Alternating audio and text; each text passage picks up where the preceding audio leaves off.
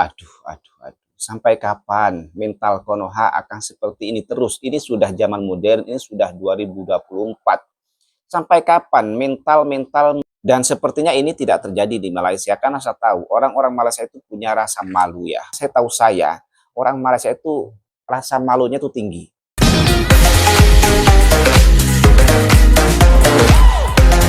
Hai, assalamualaikum warahmatullahi wabarakatuh. Welcome back to my channel. Jumpa lagi dengan saya, Mr. Bas. Apa kabar Anda hari ini? Semoga dalam keadaan baik-baik saja, sehat walafiat, dan dimurahkan rezekinya. Amin ya rabbal alamin. Oke, sebelum kita menuju kepada pembahasan pada kali ini, tidak ada salahnya kita tonton satu video pendek ini. Kemudian kita bahas bersama-sama.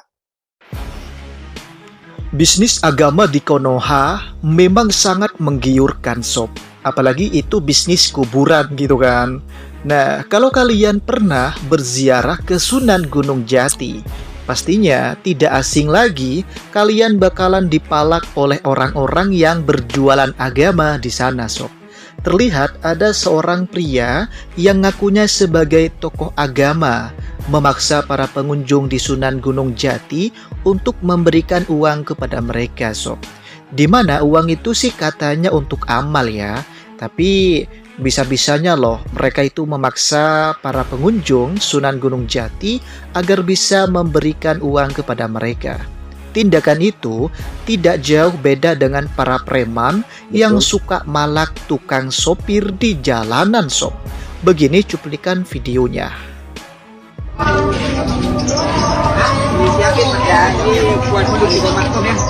Dikasih dulu saya ikhlasnya masing-masing ya. Taruh aja ya masing-masing ibu.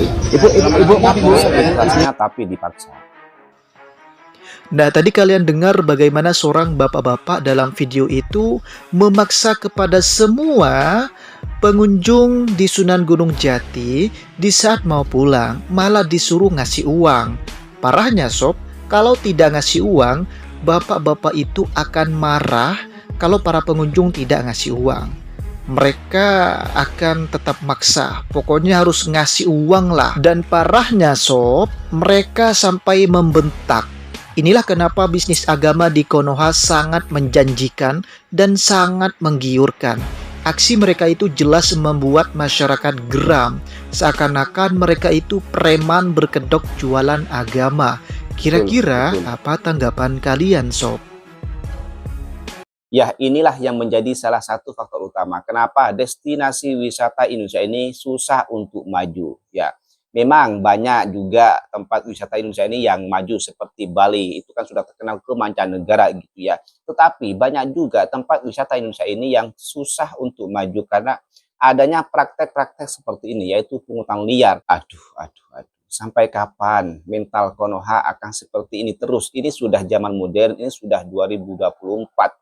Sampai kapan mental meminta-minta atau mengemis seperti ini akan terus bertahan. Sudah jelas-jelas praktek seperti ini itu bikin tidak nyaman pengunjung atau turis yang datang ke tempat wisata itu. Dan bahkan berpotensi tempat itu akan sepi pengunjung dan tidak akan ada pengunjung lagi. Kalau mental seperti ini dipelihara. Pungutan liar ini sudah jelas-jelas bikin turis itu merasa risih, merasa tidak nyaman, bahkan geram dengan tindakan seperti itu. Pungutan liar yang nampak dalam video tadi itu di tempat wisata religi Gunung Jati Cirebon. Pungutan liar berkedok amal atau sedekah. Yang namanya amal atau sedekah itu kita seikhlasnya.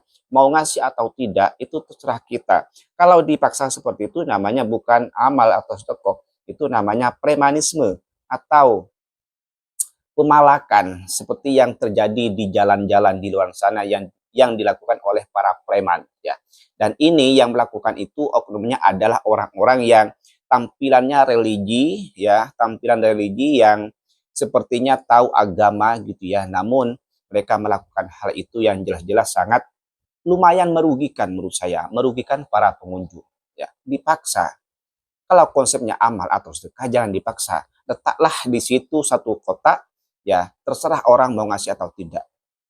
Kalau dipaksa seperti itu bukannya amal, tapi pemalakan, saudara-saudara. Tentu ini membuat tidak nyaman para pengunjung. Dan inilah yang menjadi salah satu faktor utama kenapa turis itu enggan datang ke suatu tempat wisata karena adanya praktik seperti ini, pungutan liar, seperti juga ada parkir liar, seperti juga ada harga makanan yang tiba-tiba dinaikkan. Dan tidak heran apabila pengunjung warga asing, orang asing ke negara kita itu masih kalah dengan pengunjung orang asing ke Malaysia.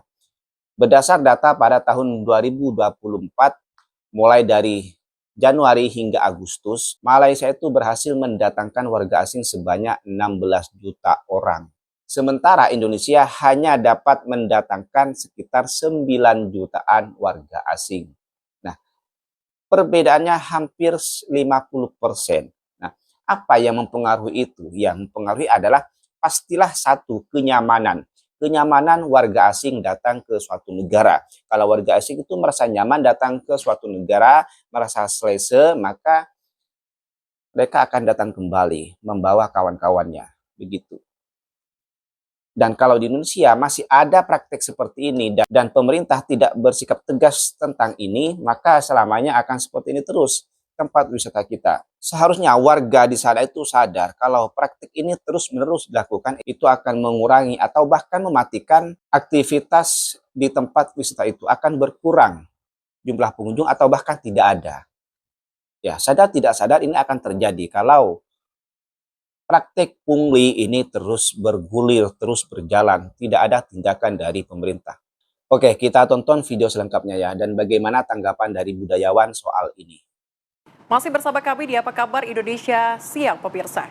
Sebuah video yang menggambarkan banyak orang ini meminta-minta kepada peziarah yang datang di sekitar kompleks pemakaman Sunan Gunung Jati viral di media sosial. Ya, hal ini mendapat tanggapan beragam dari peziarah yang merasa kurang nyaman dengan kondisi tersebut.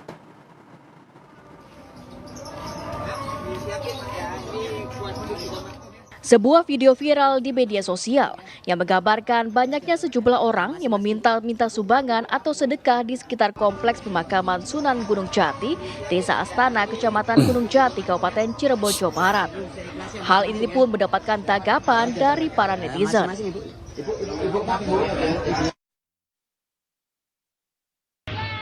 Di area sekitar pintu masuk lokasi pemakaman Sunan Gunung Jati dan para leluhur ini, diketahui banyak sejumlah warga yang meminta sodako kepada para pengunjung atau peziarah yang datang.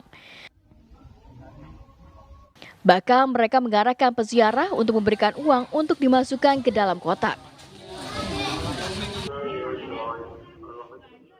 Di sini juga tampak terdapat sejumlah kotak sodako sepanjang pintu masuk area pemakaman.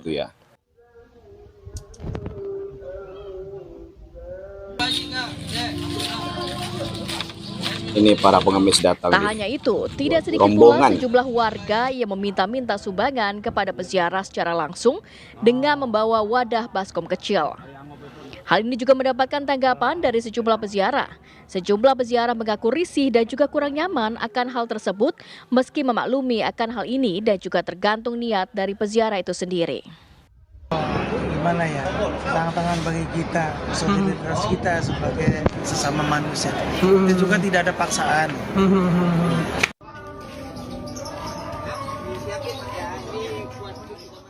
Sementara itu, menanggapi video viral tersebut, budayawan Cirebon merasa prihatin atas banyaknya warga yang meminta sumbangan di kompleks pemakaman Sunan Gunung Jati Cirebon dengan memaksa. Kalau cuma prihatin tapi tidak ada aksi, ya buat apa juga gitu.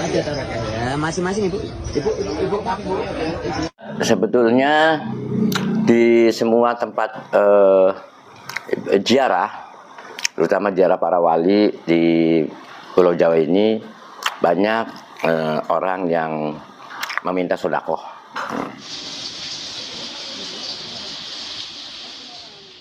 Masyarakat berharap agar ada tindakan khusus dari pemerintah daerah, sebab makam Sunan Gunung Jati dan para leluhur ini menjadi salah satu tempat wisata religi di Kabupaten Cirebon dan juga selalu ramai dikunjungi para peziarah dari sejumlah daerah di tanah air. Dari Cirebon, Jawa Barat, Ervan Septiawan, TV One mengabarkan. Ya, untuk mengetahui lebih jauh bagaimana tanggapan dari budayawan Cirebon terkait banyaknya orang yang meminta-minta sedekah di Makam Sunan Gunung Jati Cirebon. Saat ini kita sudah terhubung dengan Bapak Prabu Dias selaku budayawan Cirebon. Selamat siang, Pak Prabu. Selamat siang, Mbak. Selamat ketemu. Baik. Pak Prabu, tanggapan Anda mengenai banyaknya orang-orang yang meminta sedekah di dalam makam seperti apa, Pak?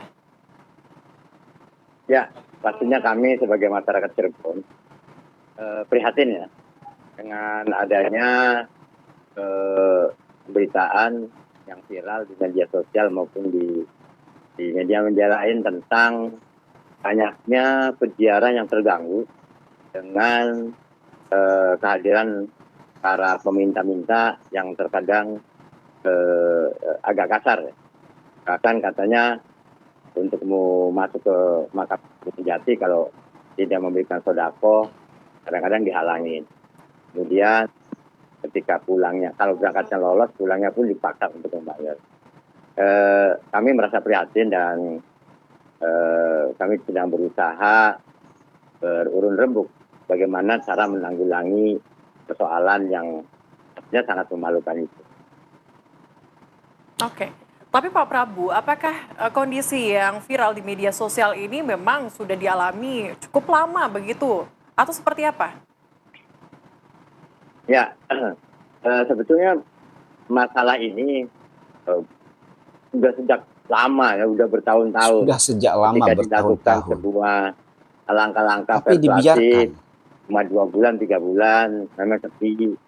Kemudian muncul lagi yang begitu, dan tampaknya ini harus adanya tindakan bersama, melakukan rapat koordinasi bersama antara pemerintah daerah, Kesultanan Cirebon dan tokoh masyarakat untuk bagaimana menanggulangi sebuah hal yang memalukan seperti ini di makam Sunan Gunung Jati.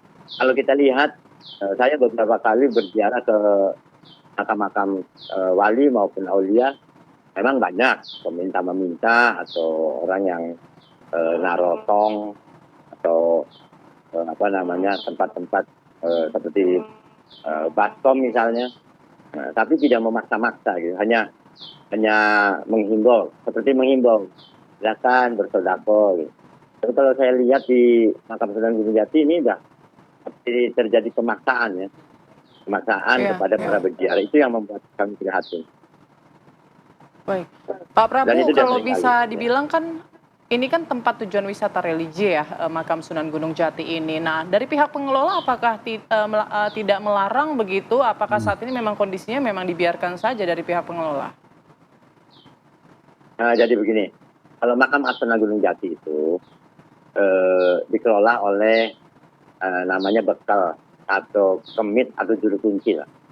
Mereka yang mengelola, merawat dan menjaga makam Sunan Gunung Jati berdasarkan ada sebuah sejarah Sunan Gunung Jati menikahkan kepada Adipati Keling zaman dahulunya itu, jadi turunannya lah yang menjaga itu. Tapi tidak lepas juga dari campur tangan Kesultanan Cirebon. Nah, kejadian meminta-minta yang sering kali menjadi viral di media sosial yang terjadi di Astana Gunung Jati itu tampaknya hanya sebentar. Makanya kami mengimbau kepada pemerintah daerah untuk duduk satu meja, diulang kembali. Sebab kemarin pemerintah daerah mencoba memediasi, memfasilitasi, mengundang stakeholder yang ada, keraton dan pengelola dari makam Sunan Gunung Jati. Justru keratonnya tidak datang. Dari pengelola makam Sunan Gunung Jati juga tidak datang. Padahal mereka akan dibantu oleh pemerintah daerah. Oleh sebab itu, mungkin kami dari para pemerhati ada tradisi dan budaya di Cirebon akan mengusulkan ke pemerintah daerah untuk dibuatkan perda. Makam Sunan Gunung Jati itu kan cagar budaya religi. Jadi Pemda membuat perda yang salah satunya adalah penataan tentang kondisi di makam Sunan Gunung Jati. Dengan adanya perda mungkin hal itu tidak akan terjadi lagi, Karena kita punya landasan hukumnya adalah Perda. Selama ini semua tidak punya patokan bagaimana untuk menanggulangi dan menata Astana Gunung Jati. Karena pihak keraton nggak berhak, para kemit, para bekel yang mengelola di sana juga merasa berhak. Kemudian ada komponen lain juga ada yang merasa berhak. Jadi rancu lah kira-kira gitu. Oke, baik. Oke, ini semoga apa yang menjadi harapan dari para pemerhati budayawan ini menjadi terrealisasi begitu ya nanti ya Putri ya, dan juga bisa direalisasikan mungkin peraturan daerah untuk sehingga para pengunjung wisatawan ke sana untuk wisata religi ini bisa lebih nyaman begitu ya Pak Prabu. Terima kasih sudah bergabung bersama dengan kami di Apa Kabar Indonesia Siang kali ini. Sehat selalu Pak. Ya, saya juga bingung ya mau komentar apa soal ini. Praktik seperti ini tadi dikatakan sudah sejak lama dan ditertibkan kemudian terjadi lagi secara berulang-ulang gitu ya. Ini tentu karena kurangnya tindakan secara tegas dari pihak terkait ya. Dari pihak terkait kurang adanya tindakan yang tegas yang memberikan efek jera kepada mereka sehingga mereka tidak akan mengulanginya lagi. Aduh. Kalau pemerintah betul-betul serius, pemerintah daerah serius ingin menanggulangi ini, menertibkan ini, harusnya buatlah satu regulasi yang tegas, kasihlah solusi kepada mereka yang meminta-minta ini, kasihlah pekerjaan atau buatkan satu tempat ya untuk mereka berjualan gitu ya. Saya rasa itu lebih efektif daripada mereka meminta-minta kepada pengunjung secara paksa lagi. Berkedok sedekah lagi, amal lagi, mana ada amal atau sedekah itu dipaksa, nggak ada. Mental-mental seperti ini, praktek-praktek seperti ini akan membuat kita itu dipandang rendah oleh warga asing. Karena mana ada meminta-minta itu dipandang mulia, tidak ada ya, tidak ada. Dan cenderung dipandang rendah. Ya, pihak terkait, pemerintah setempat, ayolah bekerja keras untuk menertibkan praktek-praktek seperti ini. Pasti ada solusi kalau Anda betul-betul ingin menertibkan atau menanggulangi praktek-praktek seperti ini demi kenyamanan pengunjung, demi keberlangsungan tempat wisata tersebut ya. Itu wisata religi, banyak pemalakan, apalagi tempat-tempat wisata yang lainnya. Aduh, harga Konoha, sampai kapan Anda memelihara mental-mental seperti ini? Please ya, jangan bikin malu negara gitu ya. Ini turis asing yang resah, yang geram dengan tindakan mereka. Apalagi turis asing dari mancanegara gitu ya. Bukannya kita memberikan kesan yang baik, malah kita memberikan kesan atau citra yang buruk bagi mereka, kepada mereka.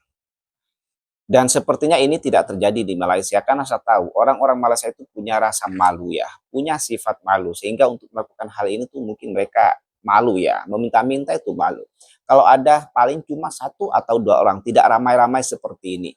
Ya, karena saya orang Malaysia itu rasa malunya tuh tinggi ya. Saya yakin mereka tidak sampai hati untuk meminta-minta seperti ini, bahkan sampai memaksa gitu ya. Ya balik lagi seperti yang saya bilang tadi, kalaupun ada paling 1 atau 2 orang saja yang mungkin rasa malunya itu sudah betul-betul putus, tidak ada gitu ya. Tapi mayoritas di Malaysia sepertinya kalau melihat dari rasa malu yang dimiliki orang Malaysia itu tinggi, sepertinya meskipun di tempat-tempat wisata religi seperti ini tidak ada yang namanya pungutan liar yang berkedok amal atau sedekah, yang tidak ada bedanya dengan pemalak yang dilakukan oleh preman di jalan-jalan luaran sana. Oke, mungkin cukup sekian konten pada kali ini. Kurang lebihnya saya mohon maaf. Sampai jumpa di konten. Wassalamualaikum warahmatullahi wabarakatuh.